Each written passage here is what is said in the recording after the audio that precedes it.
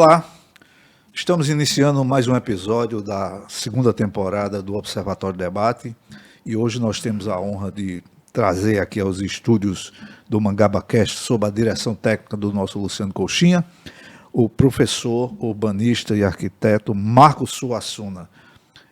Geralmente a gente faz uma apresentação inicial, um resumo, né, do currículo do nosso convidado, mas é bom o professor logo se apresentar, porque ele é quem diz mais bem de si mesmo. Não é isso, professor? Professor Marco, inicialmente uma pergunta. Por que o Marco e não Marcos? E o seu Suassuna tem a ver com Ariano, com a família Suassuna? Como é que é? Mas, por favor, boa noite. Primeiro, obrigado por estar aqui conosco. E, professor, a gente pede que o senhor se apresente. Faça um resumo aí de quem é e do que pode vir a ser. Boa noite, Rubens. Eu que agradeço, cumprimentar a produção ali do Coxinha, e é um prazer estar aqui, né? O Marco, na verdade, foi meu pai que colocou esse nome em homenagem ao imperador, né, um dos imperadores de Roma, né? Marco Antônio, né? E sim, de fato, o Suassuna tem uma relação direta com o nobre, né? O saudoso escritor paraibano, romancista, enfim, artista também, né? O Ariano Suassuna. Né? Então, eu tenho uma tese, parte da mãe, né? Exato. Eu tenho uma tese, desculpa eu te interromper, mas eu tenho uma tese que todo nome de família, ele vem de um tronco comum. Não é verdade? Né? O meu Nóbrega, eu já escrevi sobre isso, me parece que vem do Padre Manuel da Nóbrega, que todo mundo se espanta de, olha, os jesuítas não eram celibatários. Exato. Então, dado o processo de catequese, né, as interações com a população indígena, é possível. É né? possível. E, às vezes, pessoas absorviam o nome das famílias mais abastadas, iam lá, pediam permissão e tal. Fazer. Mas não é o seu caso, não. Mas quem é o professor Marcos Suassuna? Além de arquiteto e urbanista, seus títulos acadêmicos, qual a sua linha de pesquisa? Eu sou um cidadão paraibano, né? Enfim, nasci aqui em João Pessoa, né? Defendo, aproveitando aqui a oportunidade, que o nome da nossa capital volte a ser Paraíba, com HY, né? Uhum. Enfim, toda aquela relação da Revolução de 30, que você já conhece, né? Que quando eu conheci o próprio Ariano Suassuna, ele não chamava aqui de João Pessoa, ele chamava como é que vai a Paraíba, enfim. Eu me formei na Faculdade de Arquitetura e Urbanismo de Pernambuco, né, através do qual eu tinha a honra e o prazer de visitá-lo, né? O Ariano lá na Rua do Chacon, perto da casa do antigo governador Miguel Arraes, né? E aí fiz mestrado na UFPB, aqui na capital paraibana, né, no PRODEMA, que é um programa multidisciplinar. E recentemente, no final de 2023, defendi a tese doutorado pelo programa de pós-graduação de arquitetura e urbanismo pela Universidade Federal do Rio Grande do Norte. Né? E a linha de pesquisa é planejamento urbano, urbanismo de uma forma geral. Sou defensor, costumo dizer, do urbanismo sustentável, bioclimático e participativo. Né? Então, em linhas gerais, essa é a nossa, digamos assim, linha de atuação. Né? E gosto de pedalar, de andar de bicicleta, né? Gosto de, enfim, defender as boas práticas como cidadão, né, para ver se a gente reduz um pouco essa pegada de carbono, né, que a gente está tanto em voga hoje em dia. Né? Gostaria muito de ter essa disposição. Mas, professor, a gente está vivendo, claro, um momento muito difícil no Brasil e no mundo de modo geral, né, por conta da questão climática. Né? Nós temos cataclismas aí praticamente todo dia, né? Erodindo algum país ou alguma comunidade. E, presentemente, nós temos a questão do Rio Grande do Sul, que me parece, professor, é uma questão que também afeta muitas cidades de médio porte para grande, que é a questão da falta de planejamento da cidade para esse tipo de, por exemplo, de excesso de chuva. Nós tivemos ontem aqui, nós estamos aqui num programa, numa quarta-feira, aqui em João Pessoa, caiu uma chuva não tão torrencial, mas... Né? E aí alaga tudo, tem pontos que já vão fazer, eu acho que um século de alagamento. Né? E o escoamento parece estar piorando a capacidade de escoar, da terra absorver. Por que isso acontece, professor, na sua visão? Na verdade, o homem, né, através do processo de urbanização, ele foi ocupando, né, os espaços que, por natureza, né, não deveria ocupar, como várzeas de rios, né, enfim, asfaltando demasiadamente, né, impermeabilizando o solo. Né, então, assim, fragilidade de alguma forma também em relação à fiscalização. E esse processo, né, nós costumamos dizer que o processo de urbanização das cidades brasileiras ocorreu de forma acelerada, excludente, seletiva e impactante. Então, da onde vem, na verdade, o seletivo aí? Porque pouco planejamento foi direcionado para as pessoas que mais precisam de moradia, que é exatamente as famílias mais pobres, né? Então, como elas são mais excluídas do mercado formal da moradia, então elas ocupam áreas onde, digamos assim, a legislação não prevê o uso habitacional, que são as áreas de preservação permanente, né? E aí elas vão exatamente para essas áreas sensíveis no sentido ambiental, né? Por sua vez, nós da academia, né, os urbanistas, desde JK, Juscelino Kubitschek, Brasília, né, nos anos 50, enfim, 60, as cidades brasileiras foram predominantemente planejadas para o automóvel. Perfeito, autoestradas, estacionamentos, né, enfim, basicamente muito espaço para o carro, nós chamamos para o meio rodoviarista, e em função disso também muito solo impermeável, né? E aí a gente tem essa combinação de fatores também em relação à nossa legislação, né? A gente estava conversando nos bastidores, agora há pouco cedo, que algumas capitais brasileiras ainda prevê solo permeável por lote de 20%. Né? Na nossa recém-revisada legislação de uso e ocupação do solo, aqui de João Pessoa, né? Recentemente aprovada na Câmara dos Vereadores, nós estamos variando nas áreas residenciais 5% a 15% de solo permeável. Né? Então, assim, é pouco. Né? Então, se a gente quer se preparar de forma para se adaptar em relação a essa crise climática, né? A esses eventos extremos de intensidade e frequência, essas chuvas, a gente precisa fazer um outro debate em relação a essa questão do solo natural, solo permeável, né? Porque os parques e as praças, as áreas de preservação permanente, por si só, você pode plantar árvores, você pode deixar lá, né, o solo natural para que a água da chuva drene efetivamente, vá para o lençol freático e aí, né, faça o seu curso natural em relação aos recursos hídricos. Mas são exatamente nos bairros onde mora a maior quantidade de pessoas e essa quantidade de taxa permeável está muito baixa aqui. O senhor se refere à taxa de permeabilidade do solo, área verde, né? Área verde. Isso está na legislação. Está na nossa legislação. Agora eu pergunto, por que o senhor sente falta? Eu sinto falta disso, desses conceitos, dessas ideias, dessas informações, sobretudo, na cobertura que a nossa imprensa dá essa questão. O senhor, como digamos assim, uma pessoa atenta e conhecedora do assunto, o senhor também não sente falta disso? Muito bem. Existe uma série de ferramentas para fazer com que esse conceito, né, baseado na natureza, que são cidades esponjas, né, possam exatamente começarem a serem adotados em algumas cidades brasileiras. Né? Por que esponja? Porque a esponja ela absorve a água, né, claro. E ela impacta, evidentemente, o impacto da água no solo vai sendo atenuado. Né? Então, as coberturas verdes que você falou também cumprem esse papel. Agora, tem uma informação, outras ferramentas que nós chamamos de jardins de chuva. Nas vias públicas, você pode fazer calçadas, vias de serviços para mobiliário urbano, nós chamamos, né? Lixeiras, postes, entre outras questões, bancos, quando possível, né? E uma faixa verde, se chama exatamente jardins de chuva. Combinado a isso, tem um modelo bastante importante que a gente precisa debater, Rubens e ouvintes, que é o modelo do planejamento da quadra. Sim. Por que não do lote, como a gente herda desde os anos 70? Sim, de fazer o planejamento em função da quadra e não do lote. Porque nós herdamos, eu digo nós, não só a Paraíba, né, João Pessoa, mas as cidades brasileiras, elas herdaram exatamente o planejamento a partir do lote em função da Lei 6766, que é a Lei de Parcelamento, Lei Federal, né?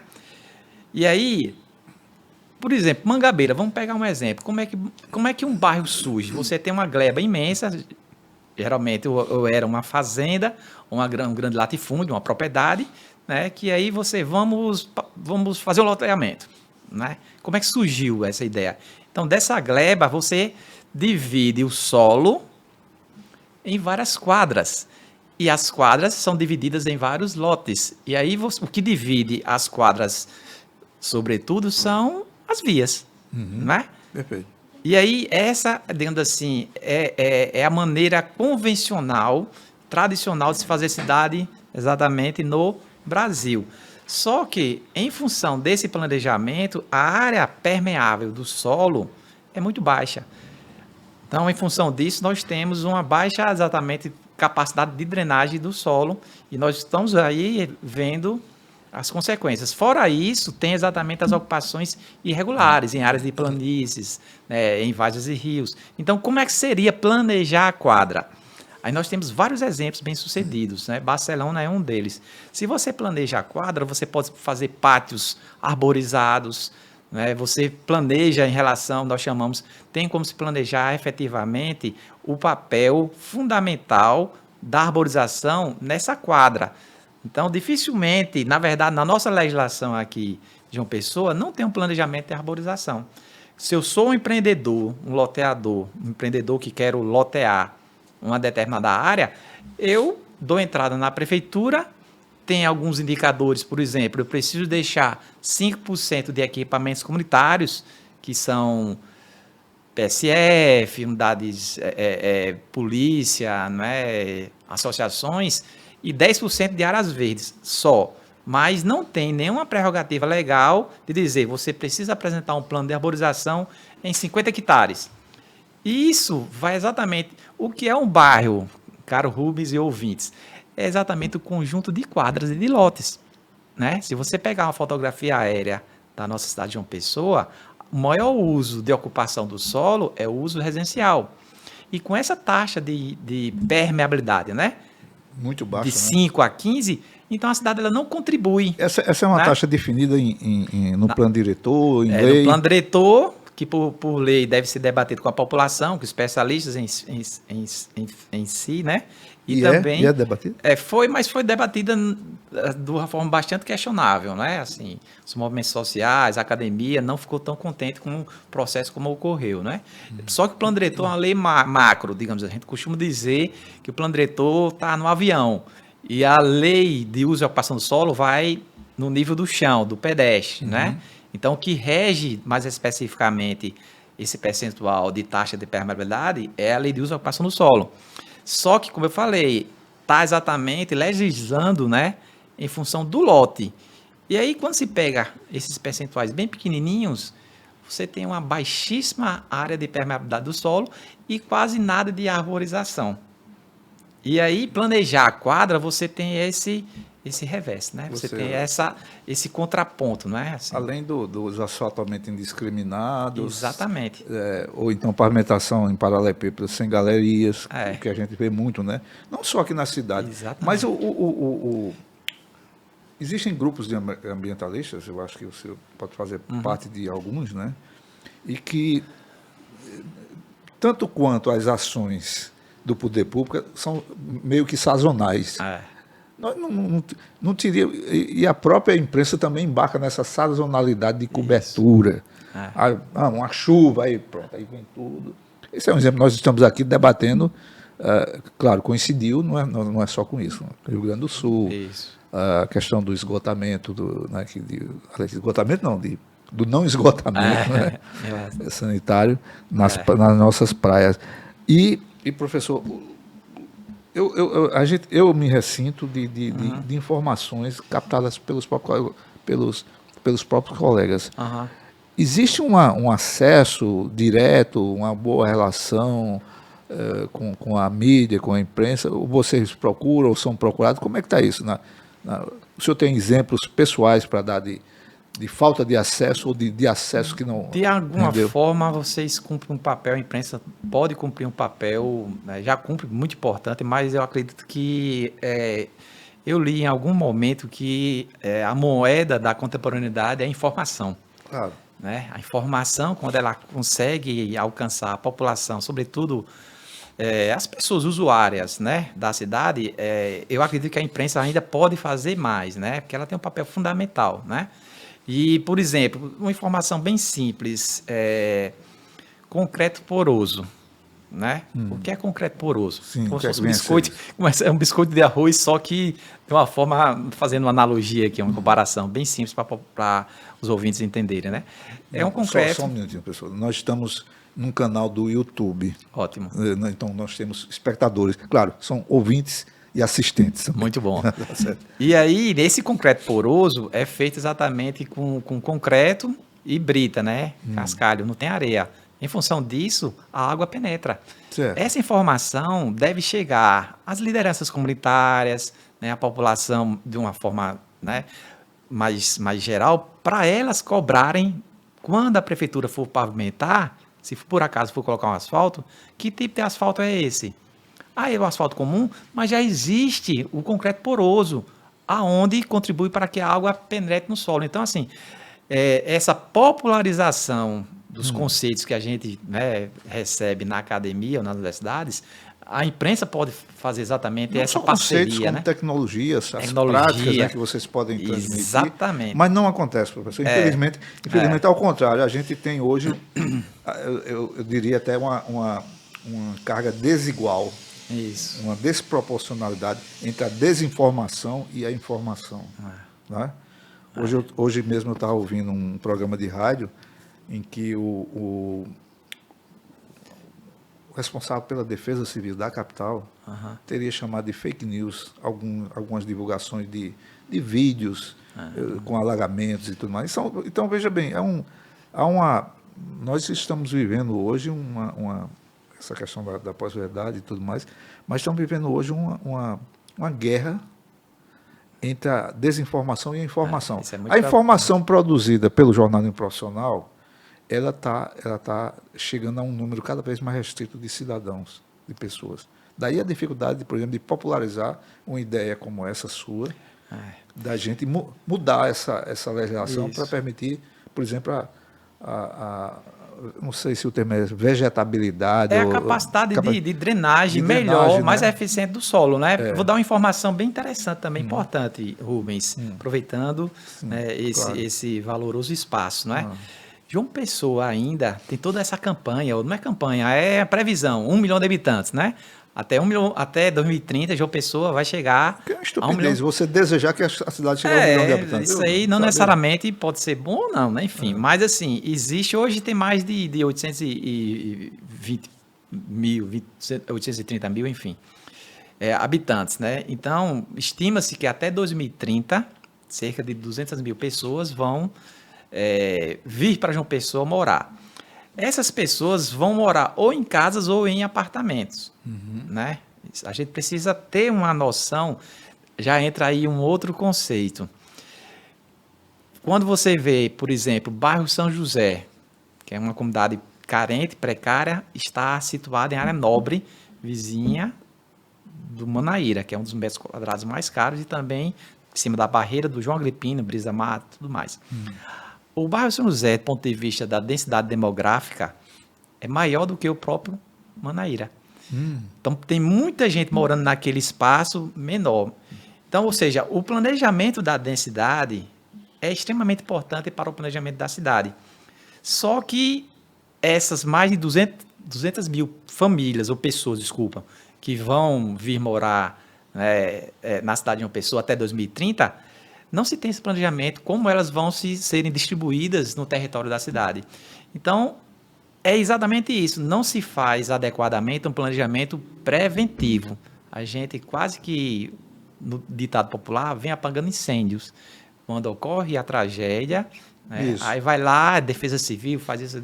Então, esse tipo de situação a gente precisa conversar bastante. Na nossa pesquisa, né, tese de doutorado, a gente fez uma combinação simultânea de indicadores para apontar no planejamento da cidade, planejamento da quadra. Como é que a gente conciliou? De uma cidade qualquer ou da cidade de João Da Pessoa? cidade qualquer. Como é que os cientistas fazem? Eles pegam amostras, né? Eles pegam amostras e fazem testes. Então, a gente pegou cenários de várias quadras e a gente chegou a um indicador em função de vários cenários, várias tentativas, que é possível, a cada 1 hectare, plantar 24 árvores e 70 moradias. Isso é um indicador muito importante para você se planejar. Aí você vai fazendo conta, as regras de 3, tá? Então toda a quadra, de 1 hectare pelo menos, você tem que colocar, em função da nossa necessidade urgente climática, né, 24 árvores. Por quê, Rubens? E os que estão nos assistindo, né? Árvore, nós chamamos, é uma entidade, além ecológica, é uma entidade espacial que ocupa um lugar, ocupa um espaço. Você não vai plantar qualquer árvore, né? Tem árvores que são imensas. Não é 24 né? horas para 1 hectare, não é pouco, não, professor? Então, aí foi uma média que a gente fez exatamente. Excelente pergunta. A gente, para ter esse parâmetro, a gente colocou a média da copa de 8 metros. Certo. E aí, na medida que a gente vai misturar, porque tem árvore de porte pequeno, médio e grande, não é? Então, assim, se você for colocar árvores maiores, aí, evidentemente, reduz. Mas, de uma forma mediana, o papel dessas árvores em 1 hectare vai cumprir, inclusive, a questão da redução da temperatura, que é outra variável fundamental para a gente combater, não é? Vai sequestrar o gás carbônico da atmosfera, você vai reduzindo a temperatura. Então, assim, você precisa, a nossa cidade, descarbonizar. O que seria descarbonizar? Exatamente reduzir a emissão de gases poluentes do efeito estufa, né? Então, assim, a arborização, se a gente não mudar o planejamento do lote para a quadra, a gente não vai conseguir. Professor, aqui em João Pessoa está havendo um problema também sério, que a empresa também dá pouca cobertura, que é a desvegetação da cidade. Isso. A gente vê em algumas avenidas, alguns corredores, o estreitamento do canteiro central, onde havia árvores, para permitir mais carro. João Pessoa, para mim, é uma cidade, pouca cidade para muito carro, né? Aqui você tem um transporte individual em 4 rodas muito acentuado. Por quê? Transporte público ruim, ali, ruim é ser modéstia adorador. Né? Para mim, já fui usuário muito tempo, adoraria deixar o carro em casa para poder andar de ônibus, mas é impossível, primeiro porque só tem ônibus, né? Não se pensa em um transporte suplementar, em outras alternativas, metrô de superfície, tudo isso a gente já conhece, é uma história que vai e vem e tudo. Aí eu pergunto, qual é a saída? Porque os nossos dirigentes, tradicionalmente, eles pensam muito em obras, não é? Porque a gente sabe que obra rende voto, rende prestígio, e rende outras coisas também. Mas a questão é, como reverter essa situação, professor? Porque além da mudança da legislação para permitir que a gente faça um sistema de drenagem, né, para toda a cidade, nas bases que o senhor fala. Quer dizer, como reverter isso? Porque nós estamos sem força, não existe mobilização social suficiente para barrar esse tipo de iniciativa do poder público. Primeiramente, a gente tem que rever, né, esse modelo de concessão pública para as empresas de transportes, né? Então, assim, existem vários modelos onde, através de parcerias com o setor privado e a própria prefeitura, tem como se chegar à isenção de impostos, entre outras maneiras. Tem algumas cidades que têm, inclusive, tarifa zero, predominantemente para estudantes e trabalhadores. Então, assim, Sim. Isso é um viés importante. A partir daí, se você tem uma relação de lucratividade do transporte coletivo, dificilmente ele vai funcionar, né, para a maior parte dos usuários. Então, a gente precisa rever esse modelo, né? A outra questão é aquilo que eu estava falando anteriormente. O paradigma automobilístico, desde JK, Brasília, ainda é muito impregnado na cultura, na nossa cultura. Infelizmente. Mas, do ponto de vista do planejamento, não existe nenhuma boa prática no mundo onde esse modelo pós-Brasília, hoje Brasília, com 6 faixas de automóveis tem congestionamento, né? Então, assim, precisamos melhorar, como você bem disse, a qualidade de transportes públicos, conforto, segurança, frequência, né? Enfim, Perfeito. Informações a partir também nós chamamos das cidades inteligentes, né? Aplicativos, enfim, pontualidade, né? As nossas paradas de ônibus são uma vergonha, né? Assim, são pontos, isso né? Não temos paradas, nós temos pontos. Exatamente. E várias pesquisas também já demonstram, Rubens, que você gasta duplamente, não só na questão de vias e rodovias, mas também na questão da sua manutenção. E aí, qual é o grande, alguns preconceitos, quando eles dizem assim, vamos ampliar a rede cicloviária, porque se você melhora simultaneamente a qualidade do transporte público e aumenta a malha cicloviária também com segurança, você já está dando dois gatilhos bem importantes para que as pessoas deixem de usar mais o automóvel, né? E aí, a gente tem uma referência de distância, 3, 5 quilômetros, Rubens, eu consigo andar de bicicleta numa boa. Deslocamento de 3 a 5 quilômetros. Então, assim, se a nossa cidade planejar, a partir dessas referências, mais ciclovias integradas a pontos importantes, escolas, universidades, né, supermercados, áreas de lazer, enfim, culturais, essa é a saída. Não tem outra saída, né? Assim, a gente insistir de uma forma muito baseado no paradigma do automóvel, a gente não vai conseguir avançar, né? Só que isso precisa, de fato, ter um planejamento, sentando tudo na mesa. Sentando na mesa os gestores, né? População, representante da sociedade civil, pesquisadores, de uma forma bem harmoniosa, sem exageros ou radicalismos, que a gente consegue fazer uma cidade para todos. O senhor já teve a experiência de sentar com os nossos gestores e fazer algumas sugestões e observações desse tipo a eles, por exemplo, como prefeito, vereadores ou coisa? Não. Não. Não. Muito, assim, existe algo que nós observamos nas gestões públicas que já não é mais a parte técnica, é mais a parte, digamos assim, humana do ponto de vista da vaidade, né? Existe um fascínio, existe uma maneira de você querer, quando você é eleito, né? Seja para ser prefeito ou para vereador ou outro tipo de cargo público, parece que eles entendem que eles têm uma carta branca para fazer o que eles bem entenderem em relação aos seus grupos políticos e aliados. E não é assim. É cultural isso, não né? Deve ser assim. É cultural isso. Né? Essa vaidade atrapalha, inclusive, a parte técnica, a parte participativa, né? Mais democrática, mais coletiva. Né? Então, por exemplo, aqui mesmo, perto do estúdio, você tem esses beach tênis, né? Quadras de areia. Né? Isso devia ser padrão, comum, em relação a outros bairros da cidade, classe média, classe baixa. Não deve ser uma exclusividade, não deve ser, digamos assim, um privilégio. Mas é empreendimento privado, né? Exato. Você não tem um estímulo, você não tem uma política pública de esportes. Exatamente. Você não tem uma política pública de transporte coletivo. Não, nada. É zero. Assim, é muito na base da intuição de que aquilo vai agradar o eleitor, o bairro tal e coisa e tal. É o que eu vejo, né? Vou te dar um outro exemplo claríssimo, Rubens. Muito bom esse espaço a gente estar conversando aqui. Veja se não ocorre assim, desde quando você mora aqui na cidade. Como é que os governos, e aí não é prefeito, governador A, B ou C, é sempre assim. Como é que eles fazem para anunciar uma obra de grande impacto? Antes, anunciava na imprensa, nos jornais. Hoje, nas redes sociais. Certo. Eles anunciam, apresentam aquelas imagens, perspectivas eletrônicas, imagens virtuais, e nós vamos fazer assim. Seja no Parque da Cidade, no Parque das Três Ruas dos Bancários, né, ali no José Américo.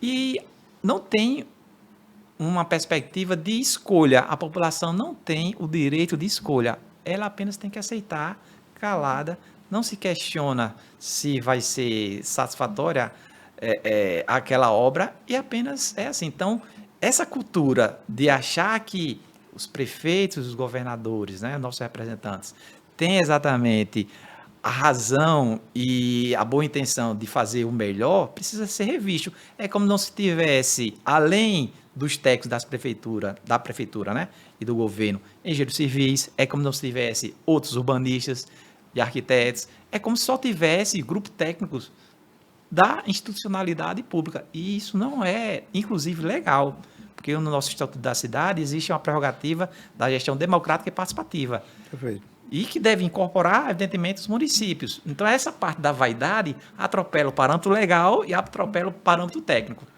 Mas temos aí alguns dribles, né, da gestão pública. Por exemplo, quando eu vejo muita gente fala orçamento participativo e tudo, aquelas reuniões, né?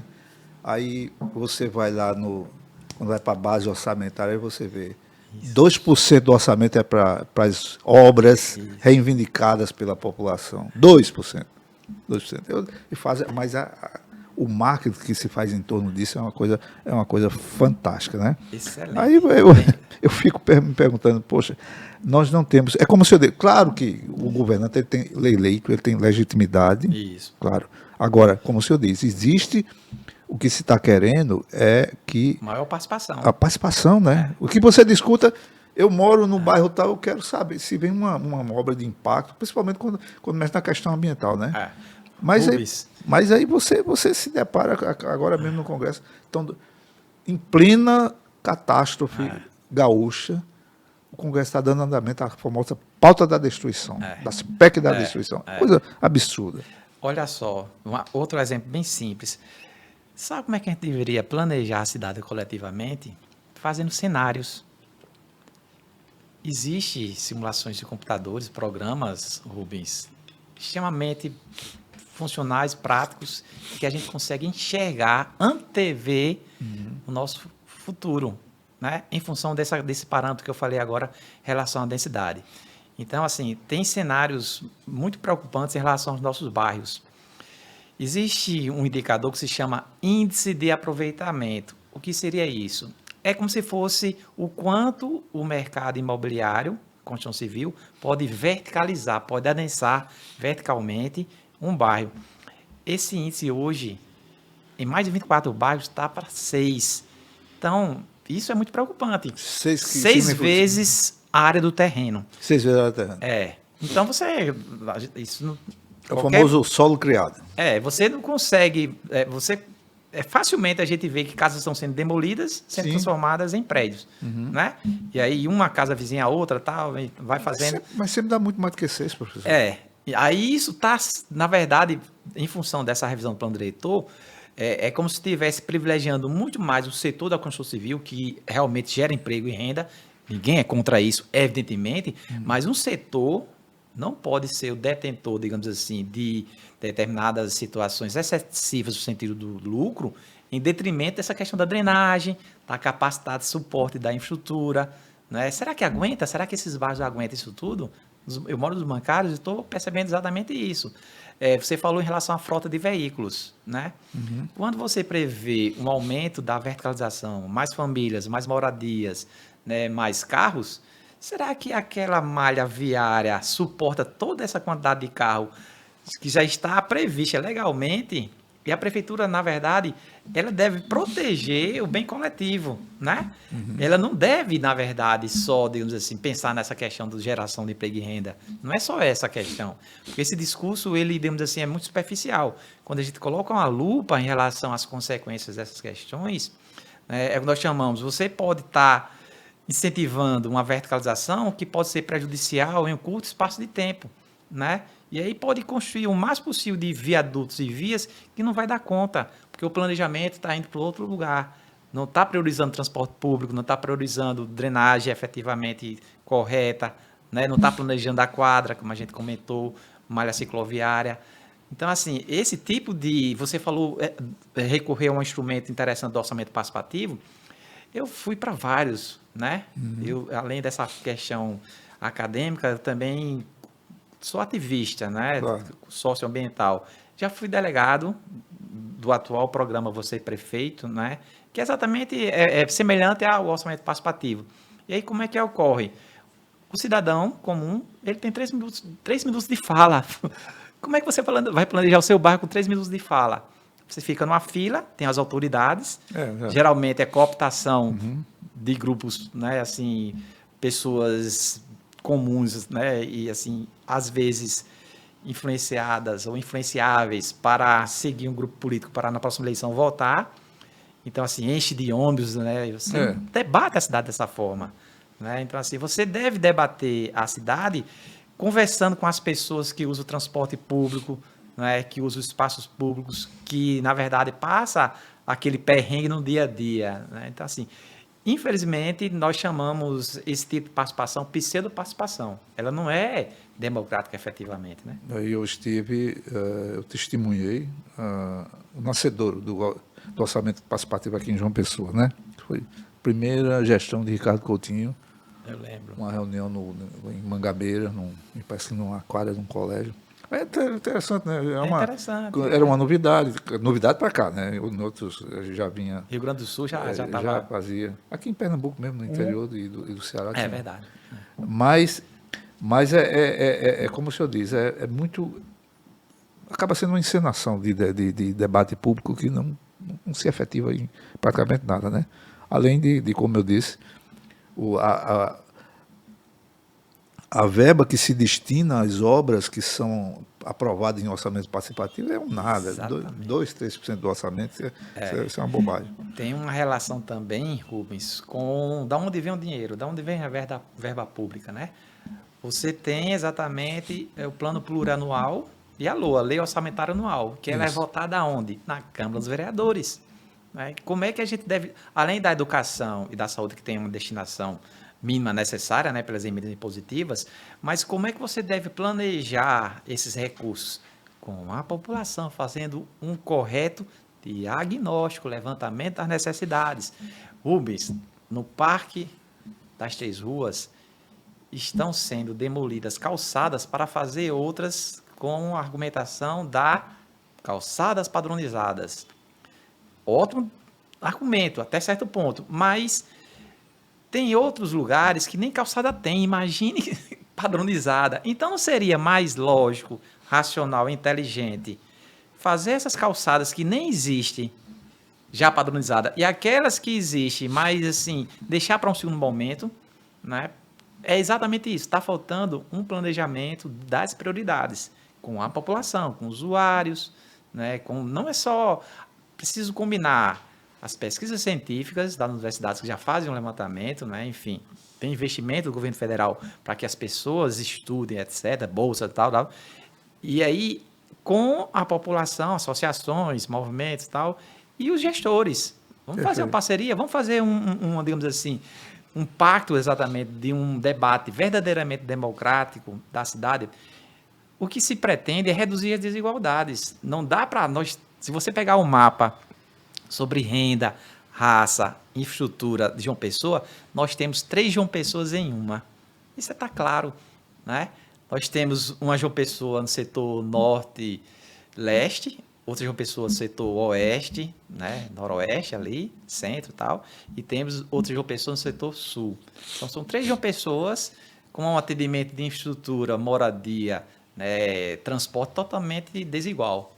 Então, assim, isso mostra uma série de preocupações assim, para a gente que é urbanista e que se preocupa com as pessoas. Né? Então vamos chegar com essa cidade onde na mídia você vê a orla belíssima, é uma das melhores, né, mais belas e mais bem estruturadas orlas de fato do Nordeste, mas não mostra outra João Pessoa que aí nessas chuvas torrenciais a gente está começando a ver na imprensa. E aí, como você falou, a imprensa ela só chega no momento que a tragédia também chega de uma forma mais contundente, deve fazer, claro, passar a informação para a população, mas quando a tragédia ocorre, né, aí vem toda essa cobertura. Mas, de fato, a academia tem inúmeros excelentes pesquisadores com acervo técnico-científico, Rubens, muito rico, muito rico. Daria uma colaboração extraordinária. Extraordinária. E que a prefeitura ela não usa, ou usa muito pouco. O próprio professor Saulo, que veio aqui, né, ele sabe que é dessa questão. Entre outros colegas, né? Citar Saulo só para ser mais, digamos assim, próximo aqui de nós, né? Mas lembrando que os técnicos da prefeitura foram formados na universidade, né? Exatamente. Nas suas respectivas áreas, eles tiveram ensinamento, só que quando chegam lá, eles não têm poder de decisão. Ele tem que adequar os seus conhecimentos e as suas visões para, lamentavelmente, embate para agradar o chefe. Não é verdade? É o fascínio que eu falei. É o tal do fascínio. Mas, professor, nós tivemos recentemente, digamos assim, não diria digamos, uma vitória mesmo. Houve uma mobilização interessante, eu acho que o senhor participou dessa mobilização, para barrar aquele projeto de engorda das praias, né? Mas ainda não temos uma alternativa. A questão da falésia do Cabo Branco. Qual é a proposta que na sua no seu conhecimento, na sua visão da coisa, ela pode vir a atender melhor a expectativa, tanto do ponto de vista de quem mora lá, quanto do ponto de vista geral da própria cidade. As nossas praias, porque em muitas partes do nosso litoral, né, ruas e casas foram embora por conta do avanço do mar. Não é? Que informações o senhor nos traz sobre isso? Mais uma vez, é preciso valorizar a ciência, as pesquisas já realizadas, né, monitorando a nossa costa, a nossa zona costeira, né? Enfim, falei aqui, o professor tem departamento de geociência aqui, né, da Paraíba, também do Rio Grande do Norte, do Ceará. Então, assim, eu acredito que desculpa, é importante fazer esse monitoramento, né? E aí, a partir daí, juntamente com a pesquisa, com a equipe multidisciplinar, verificar qual é a melhor técnica, né? Agora eu sou, como tantos outros, da corrente absolutamente contra do alargamento. Né? Certo. E aí, existe também uma combinação de fatores, né? Mas a alternativa, qual seria? A alternativa, existe algumas técnicas que eu não sou, na verdade, um especialista efetivamente nessa área, né? Mas as soluções baseadas na natureza quase sempre são as mais eficazes, porque existe toda uma dinâmica da maré, né? Não quero me arriscar aqui em fazer exatamente não é a sua praia. Prognóstico, mas assim, pelo que eu venho pesquisando e lendo, né? Existe toda uma dinâmica de comportamento da maré, né, em relação aos próprios sedimentos, né, essa parte que você verifica, a própria vida marinha, né, assim, é importante entender a restinga, né, todas essas questões. Mas o movimento ambientalista tem uma proposta concreta para João Pessoa, para a costa de João Pessoa ou da Paraíba inteira? O que eu tenho conhecimento é que existe já algum monitoramento realizado entre 3 universidades, Universidade Federal da Paraíba, do Ceará e do Rio Grande do Norte, que aponta algumas diretrizes, alguns caminhos, né? Onde se afasta e muito, se distancia, melhor dizendo, desculpa, e muito dessa proposta do alargamento, né? Alargamento a gente tem vários exemplos no próprio Santa Catarina, né? Balneário Camboriú, que não deu certo, né? Enfim, são recursos públicos investidos ali de uma forma totalmente equivocada, que não funciona, né? Então, assim, o que funciona para mim é geralmente alguém do meio empresarial que presta um serviço, apropriou-se de uma tecnologia e chega e vai para o gestor e diz, rapaz, olha, tem um negócio bacana aqui para a gente. Para mim, funciona assim, porque não é do nada, né? Alguém, rapaz, vamos fazer um projeto aqui de engorda da praia. Alguém vai se dar bem nessa história. E geralmente, infelizmente, não é a comunidade. Pois né? Porque o que é importante entender é que quando se mexe, por exemplo, ali no sopé da barreira, né, dos Seixas, em função dessa dinâmica da maré, tem a consequência desse vai e vem de movimento da maré, das ondas e também dos sedimentos. Isso tem reflexos, né? Porque história em algum canto, né, professor? Em relação ao restante das outras praias, Cabo Branco, aí vai, Tambaú, Manaíra, assim sucessivamente. Então, teve um episódio aqui, eu acho que em Cabedelo, ali perto do dique, botaram como chamam, uns gabiões. E tudo mais, e a água foi estourar, me parece, ali no Bessa, comeu aquela parte do antigo Clube dos Médicos. Exatamente. Tem essas consequências. E lembrando que o nível do mar está aumentando, né? Verdade. A derreta das calotas polares, né? Enfim, claramente está tendo um impacto em relação a quando essa água chegar, ela não tem para onde escoar para debaixo da terra, né? Então, assim, por isso que essas questões do alagamento, em função também desse aumento do nível do mar, não é a solução. Perfeito. Né? Não é a solução. Professor, temos ainda a questão que tivemos recentemente, uma série de autuações, denúncias, e que o problema parece que continua. Lançamento de esgoto doméstico ou comercial nas nossas praias. O senhor esteve envolvido com essa... que houve uma manifestação no Busto e tudo mais. A Sudema autuou, mas eu estava acompanhando aqui, interessante, que a nossa equipe, podemos dizer assim, de estagiários do observatório, fez uma breve pesquisa nos portais, né? Porque hoje o jornalismo está muito concentrado na web. E dá para verificar o seguinte: do início, as autuações eram feitas mas não divulgadas. Até os nomes dos estabelecimentos, dos autuados, flagrados, contaminando, poluindo o mar, eram existe essa proteção de lei de dar sigilo a crimes ambientais? Se vinha ocorrendo isso, realmente é lamentável, né? Nesse episódio, tem um lado positivo, que é exatamente a mobilização popular. Isso.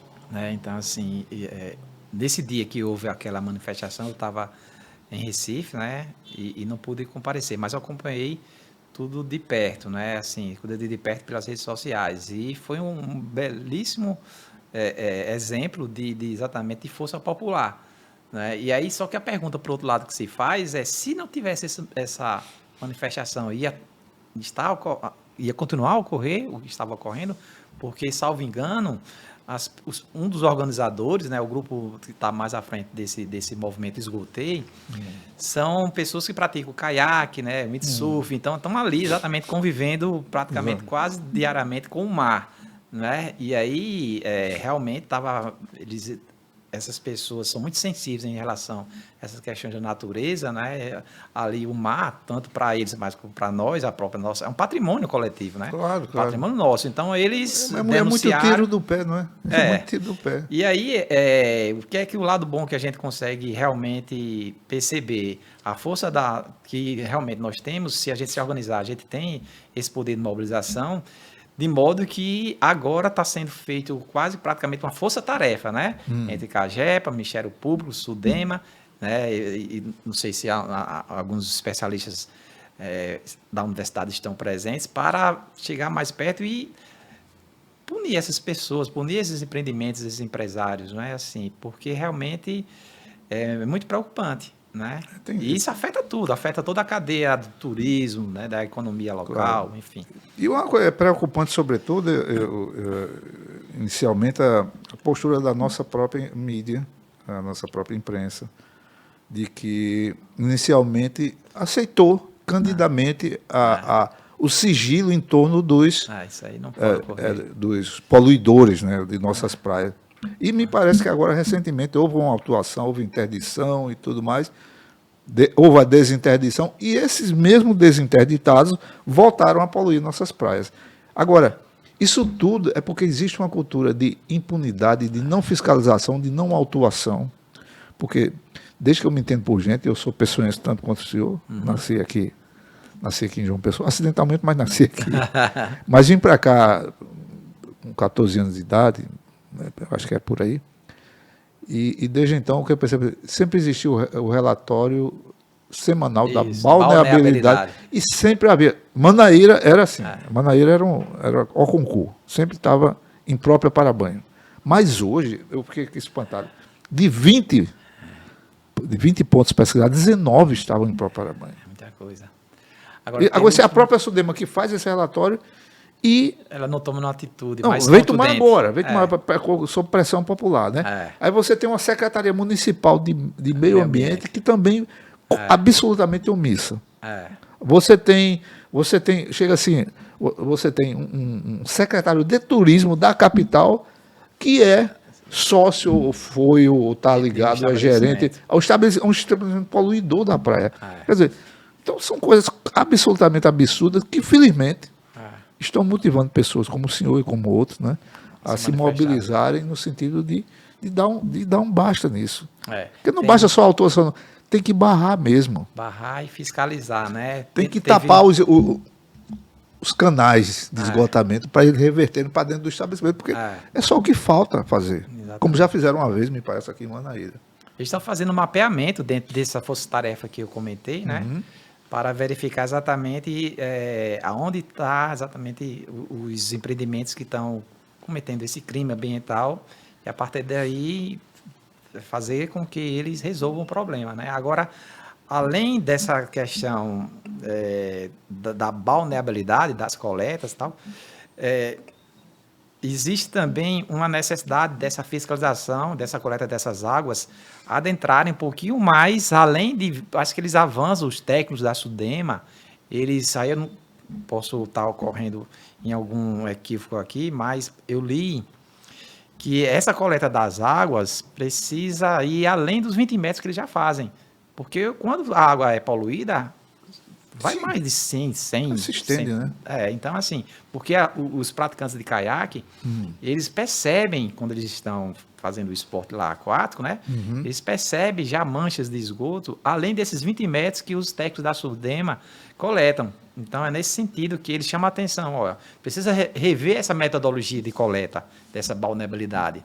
Talvez os 20 metros que eles imaginem que é onde a maior parte da população vai dar um mergulho ali e tal, mas assim, precisa ampliar essa faixa de coleta para 50 metros à frente. Também é né? difícil. Vamos compreender que a gente não estamos aqui querendo crucificar a Surdema, não. Claro. Mas, até porque eu acho que os quadros são limitados. Isso. Né? Os governos, em geral, investem muito pouco, né, nesses órgãos de proteção ambiental. Né? E, enquanto isso, o próprio Congresso, temos aí um Congresso. É o Congresso da Destruição. É o Congresso da Destruição. Está destruindo, desmontando o que existe de proteção ambiental em termos de legislação. E é uma coisa pavorosa. Mas, pessoal, a gente já está se encaminhando para o final. Nosso diretor, quanto tempo temos aí? 51 já? Então, vamos fechar aqui. Evidentemente que com a palavra final sua, fazendo um resumo das suas expectativas para o que é que a gente pode aguardar objetivamente, né, o que pode aguardar de melhoria nesse campo, se essas mobilizações vão dar em algum resultado com a proteção ambiental.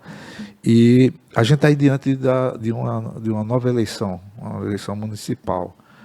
E nós não vemos até agora, pelo menos eu não vi, não sei se o senhor viu, algum pré-candidato, algum partido, alguma organização social ligada a esse povo falar em política ambiental ou de proteção ambiental de uma cidade.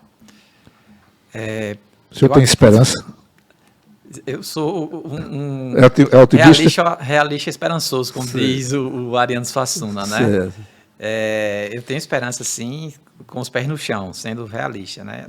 A gente conversou hoje, Rubens, em relação à forma de se planejar a cidade, né? Antes de mais nada, o viés político não pode sobrepor ao viés técnico e participativo. Claro. Porque realmente nessas questões da proximidade das eleições, o que vem ocorrendo é isso. Secretários municipais se candidatando a vereador, aonde na própria nas oficinas participativas do plano diretor eles não foram. Então, quando chega agora próximo das eleições, eles se apresentam aonde deixaram ocorrer algumas lacunas no planejamento na questão da votação da lei, né? Então, assim, de uma forma claramente oportunista, né? Então, isso aí a população tem que ficar realmente mais ligada, né? Eu acredito que a gente precisa de uma renovação na Câmara dos Vereadores.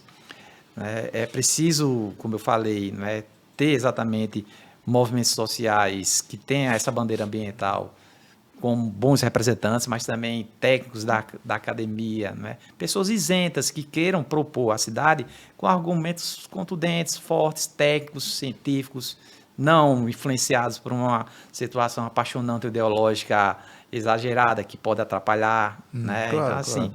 Então eu acredito que se a população começar a entender esses outros quadros, temos esperança, né? E o possível prefeito, quando for eleito, ele precisa entender que a cidade, né, conforme o próprio plano diretor da cidade, a cidade é de todos, não é de uma gestão, né? Essa questão da vaidade, como a gente conversou aqui, atrapalha muito, né? Cada um quer deixar sua marca, quer deixar, né, digamos assim, não. Recentemente, o atual prefeito comparou a quantidade de ruas calçadas, o atual prefeito, né, em relação a outros dois gestores.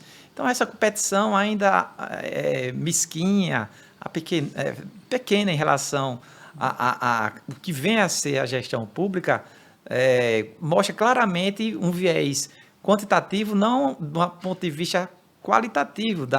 Porque se você pavimenta as vias, você tem que fazer um levantamento em função ao levantamento das prioridades, como eu falei, né, em relação a, será que, dentro dessa perspectiva, eu estava vendo essa reflexão, 1.500 ruas, salvo engano, é o número que ele está colocando.